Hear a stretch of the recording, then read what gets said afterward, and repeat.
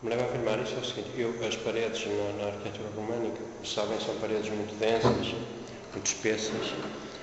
O sistema estrutural do românico baseia-se fundamentalmente no sistema parietal, quer dizer, a parede é um elemento fundamental de suporte.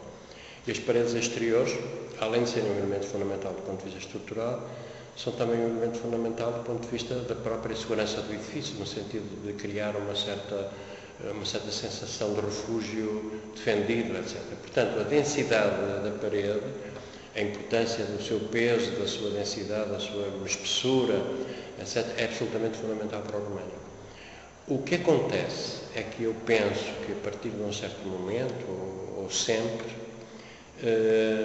os construtores românicos manifestaram uma espécie de um desejo de que não fosse assim, de que a parede fosse transparente, isto é, que houvesse uma relação interior-exterior mais aberta.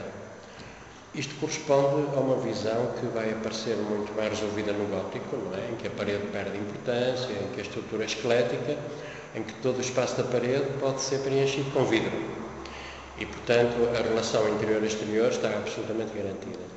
O que eu digo é que no românico, esta aspiração que é impossível, não só porque eles não são capazes de construir transparente, porque não conhecem a estrutura esquelética do gótico ainda, como não o podem fazer, porque o edifício tem que ter este caráter de fortaleza, e eles fazem uma espécie de um truque, que é uma espécie de um truque de desenho, que é fragilizar o aspecto da parede.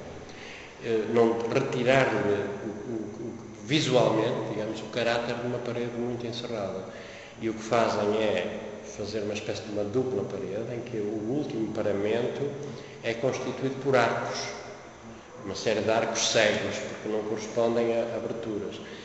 Esses arcos podem, em determinado, são fechados, não têm janelas, têm parede por trás, mas, de alguma maneira, torna a parede uma coisa mais frágil. E desenha, de alguma maneira, embora não abra, não ponha vidro, não ponha transparência real, desenha janelas como se elas pudessem vir um dia a ser transparentes. Portanto, há uma espécie de aspiração à transparência, não sendo possível usufruí-la ou construí-la, ou também do ponto de vista funcional também não era boa solução. É mais ou menos isto que eu quis dizer. Portanto, isto é a solução é uma solução de criar uma espécie de um cenário, não é? Como se a parede tivesse janelas e não tem janelas. Esta é a questão do românico, com estes arcos que aparecem nas fachadas. Transparência na arquitetura quer dizer que os espaços que constituem os elementos arquitetónicos se relacionam uns com os outros através de elementos que são transparentes, isto é, que permitem uma visão do que se passa do outro lado. Portanto, podem não permitir a passagem física, podem não ser espaços contínuos, podem ser espaços setorizados. O que acontece é que os elementos que separam e definem os diversos espaços não cortam a relação visual. Portanto, permitindo uma relação, são elementos que permitem uma relação visual. A transparência em arquitetura é isso, é haver elementos que permitem essa relação visual. Não precisa dizer, eu não preciso de passar, basta-me ver através de um elemento transparente.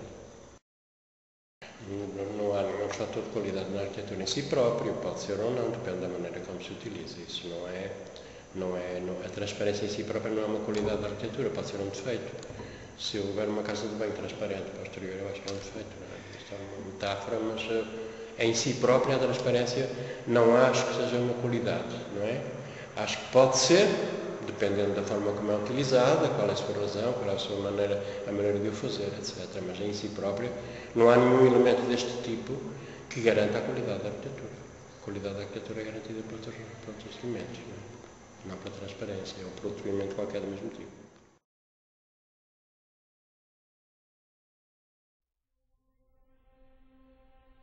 Para Le Corbusier, a arquitetura é o jogo sábio, correto e magnífico dos volumes organizados sobre a luz.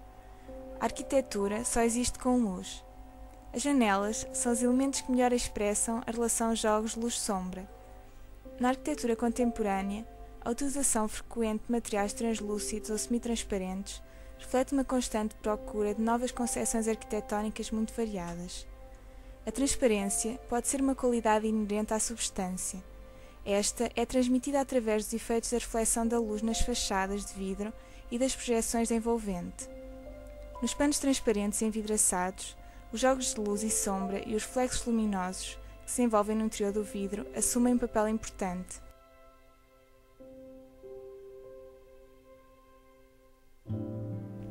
Em materiais como o vidro, a cor é induzida pelos reflexos da envolvente que geram uma mescla de tons que variam consoante a localização do observador. A cor é assim fundamental para a caracterização do espaço arquitetónico, porque permite enfatizar ou alterar determinado elemento. A luz e a cor vão-se combinando nos panos transparentes como uma série de ecos.